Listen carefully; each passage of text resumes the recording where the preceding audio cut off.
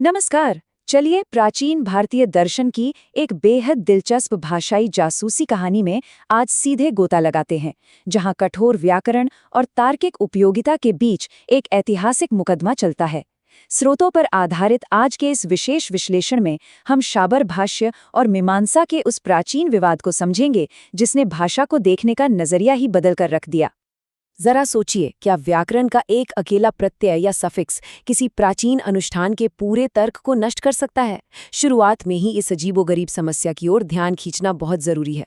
कभी कभी क्या होता है ना कि भाषा के सख्त नियमों का आंख मूंद कर पालन करने से एक पूर्ण तार्किक विरोधाभास पैदा हो जाता है, एक ऐसा पैराडॉक्स जो किसी पूरी परंपरा या अनुष्ठान को ही अर्थहीन साबित कर दे। लेकिन ऐसा होता कैसे है? इसे समझने के लिए हमें व्याकरण की जड़ों में जाना होगा। तो सबसे पहले आते हैं भाग 1 पर, व्याकरण का सामान्य नियम।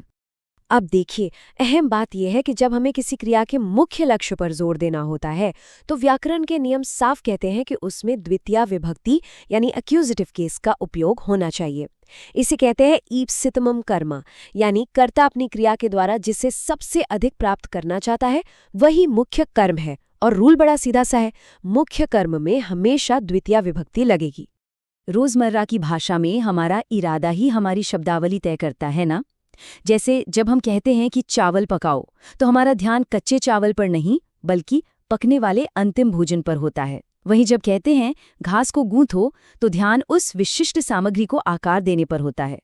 सांसारिक भाषा में ये सब बड़ा स्वाभाविक लगता है। खैर, अब बढ़ते हैं भाग 2 की तरफ, सक्तो होम का रहस्य और एक भ्रमित करने वाला आदेश। मीमांसा सूत्र पर शाबर भाष्य का ये विशिष्ट हिस्सा हमारी आज की पूरी जासूसी की मुख्य कुंजी है। दरअसल जेमिनी के इस एक सूत्र में एक बहुत ही गहरे रहस्य का समाधान छिपा है, जिसे हम आगे डिकोड करने वाले हैं। और हमारे इस विश्लेषण का सबसे बड़ा रहस्य यहीं सामने आता है। वैदिक आदेश कहता है सक्तुन जुहोति, यानी आटे की आहुति देता है। यहाँ सक्तून शब्द में द्वितीय विभक्ति लगी है। अब इसका मतलब ये हुआ कि व्याकरण के अनुसार आटा ही प्राथमिक कर्म यानी मुख्य लक्ष्य है। लेकिन जरा सोचिए, अगर आटा मुख्य लक्ष्य है तो उसे आग में डालकर नष्ट करने वाला ये पूरा अनुष्ठान तो बिल्कुल बेकार हो जाता है ना, क्योंकि आटे का कोई और स्वतंत्र उद्देश्य तो है ही नहीं। तो यहाँ एक बहुत ही लाजमी सवाल उठता है, एक अचूक और प्राचीन ग्रंथ ऐसे व्याकरणिक कारक का उपयोग क्यों करेगा जो मुख्य अनुष्ठान को ही पूरी तरह से अर्थहीन बना दे? क्या ये व्याकरण की गलती है या समझने में कोई बड़ी चूक हो रही है?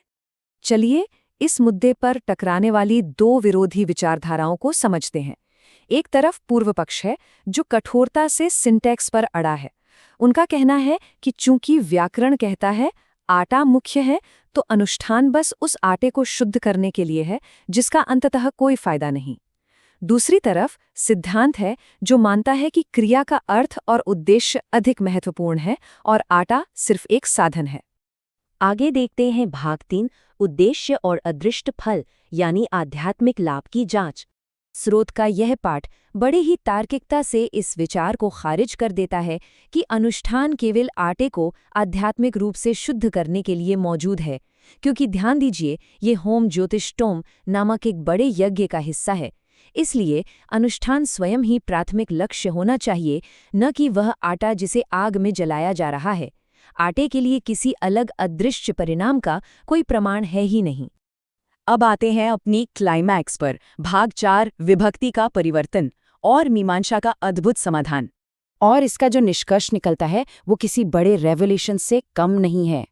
दरअसल यहाँ द्वितीया विभक्ति ने एक मुखौटा पहना हुआ है और वो वास्तव में तृतीया विभक्ति यानी करण कारक या इंस्ट्रूमेंटल केस के रूप में कार्य कर रही है।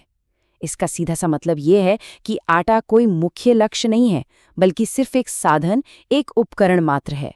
अगर इस पूरे लॉजिक को स्टेप बाय स्टेप तोड़ें तो तस्वीर बिल्कुल साफ हो जाती है। देखिए, आटा सिर्फ एक भौतिक सामग्री है और जब ये आहुति देने की क्रिया से जुड़ता है तो सामग्री हमेशा क्रिया के सामने गौण यानी सबॉर्डिनेट हो जाती है। और व्याकरण का नियम है कि गौण साधनों में हमेशा तृतीया विभक्ति का ही प्रयोग होता है। अब दोनों ट्रांसलेशंस को साथ रखकर देखते हैं। कठोर व्याकरण के शाब्दिक अनुवाद पर जाएं तो वो कहता है आटे को अर्पित करो, जो तार्किक रूप से बिल्कुल बेतुका है।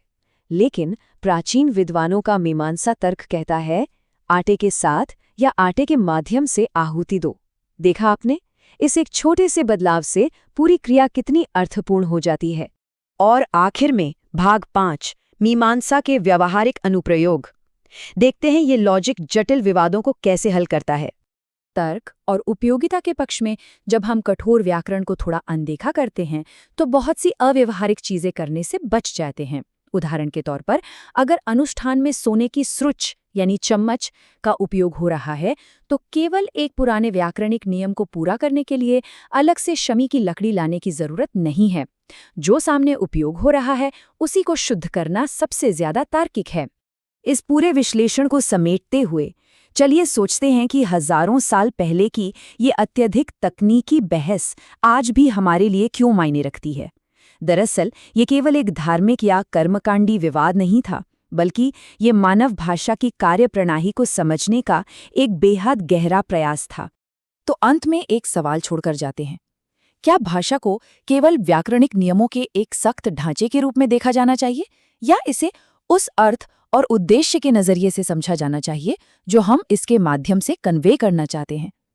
मीमांसा का ये प्राचीन पाठ हमें याद दिलाता है कि अर्थ और तर्क को हमेशा व्याकरण की कठोर संरचनाओं में जान फूंकनी चाहिए, अन्यथा हमारे शब्द अपना असली मकसद ही खो देंगे।